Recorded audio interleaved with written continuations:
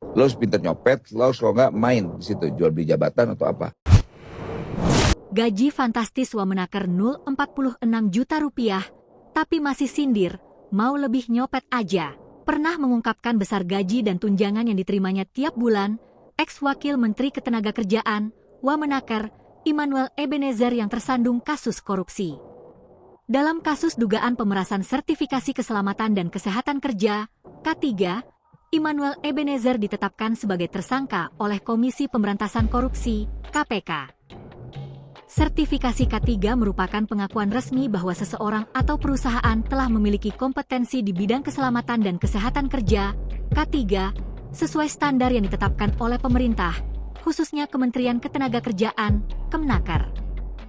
Mengaku per bulan mendapatkan 46 juta rupiah, yang terdiri dari gaji 11 juta rupiah dan tunjangan 35 juta rupiah dalam kapasitasnya sebagai Wamenaker, pria yang akrab disapa Nul itu.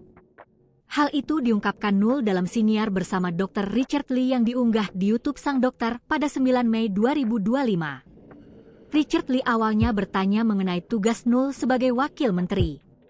Nul mengatakan, para pembantu Presiden Prabowo Subianto harus mampu menjaga dan mengawal anggaran. Kita harus menjadi anjing penjaga di sana, watchdog-nya Presiden gitu. Karena kan berkali-kali Presiden sebelum pelantikan menteri beberapa kali Pak Presiden kita ini Pak Prabowo menyampaikan, jangan kirim kader-kader yang hanya untuk merampok duit rakyat gitu, ungkap Nul. Nul juga mengatakan ia memiliki keinginan untuk menghapus budaya jual beli jabatan di kementerian. Lalu, Nul ditanya mengenai berapa gaji yang ia terima sebagai wakil menteri. Gua senang pertanyaannya nih. Pertama, gaji gua 11 juta rupiah.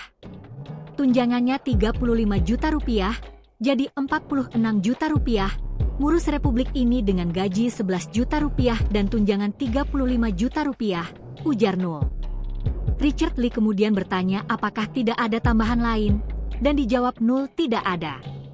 Jadi saya tidak melihat gajinya, enggak ada tambahan lainnya. Kalau mau ya nyopet, lu harus pintar-pintar nyopet. Enggak ada tambahan lainnya.